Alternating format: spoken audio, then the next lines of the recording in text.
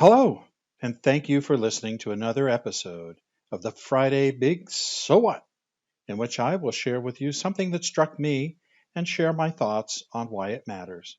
I'll also try to tie it to some finance and business transformation in a kind of a big so what. In this episode, I want to focus on agility. Now, I was doing some research on negotiations for a project and came across Chris Voss again. But in this video, I watched as he was talking about agility in negotiations. And this is what made me think about agility in business and on projects. In my research, three items really caught my eye. The first one was an article by McKinsey talking about how the most agile organizations are the ones who are best surviving this COVID crisis. Not only are they surviving, but many are thriving. And according to Bain Consulting, agile organizations were producing 2x EBITDA, 2x shareholder return, and nearly a 3x revenue growth. I was also looking at something about Michael Wheeler. And Professor Michael Wheeler is a professor at Harvard University and the lead of their negotiation programs.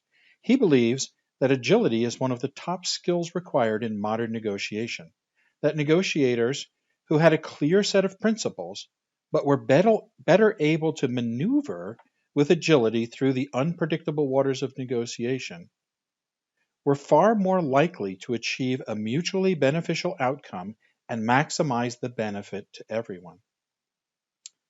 And finally, we have Admiral William Mcraven, retired. Admiral Mcraven of Bin Laden fame said in a speech to the University of Texas at Austin, "If you want to change the world, sometimes you have to slide down the obstacles head first." In other words, take risks and adapt. Be agile in your thinking. So, what exactly is agility? Well, the dictionary defines agility as the ability to change your position, direction, or rate of travel quickly and efficiently to meet or anticipate changing circumstances. And of course, in the sporting world, you have people like Messi, one of the greatest ball handlers in soccer/football in the world. Kyrie Irving, arguably one of the best ball handlers in basketball.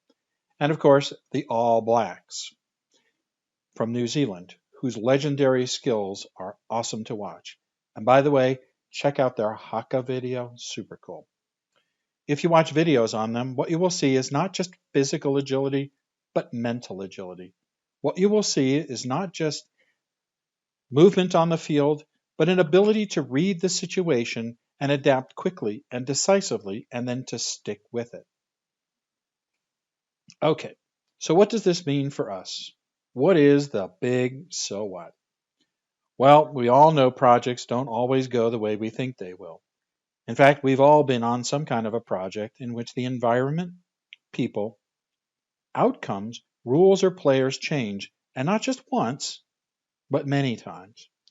In fact, I was involved in a recent project with a large high-tech company in which the project manager changed 4 times, the main Big Four lead changed 4 times, and they divested and acquired a major business all at the same time, and all in the space of 2.5 years. Talk about change. So, in my research on dozens of articles, videos, and books, and after 20 years of leading projects of all kinds, I sort of have 6 guiding principles to keep in mind for project leaders. The first one is have a set of goals stated and defined. They can be super clear goals with very high specifics, or they can be fuzzy goals, like I just want to get to the end. But you need to know where you're going. By knowing where you're going, it doesn't matter if you veer off course, which you will. You will all know where you want to get and can focus on getting back on track and making to the end. Let's talk about strong teams versus dominant individuals. Strong teams support one another and they are a must. You have to have strong teams to be agile. As a project lead, you must create the team, not be the team.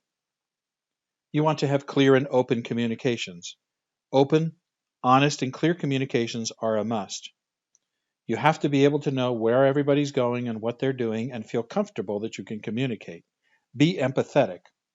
And I'll talk about this concept in another podcast. You need clarity built on trust. Build trust with your team, build trust with your organization and your customer. It has to be trust of you, trust of the team, and trust of the process. Have a clear set of roles and responsibilities.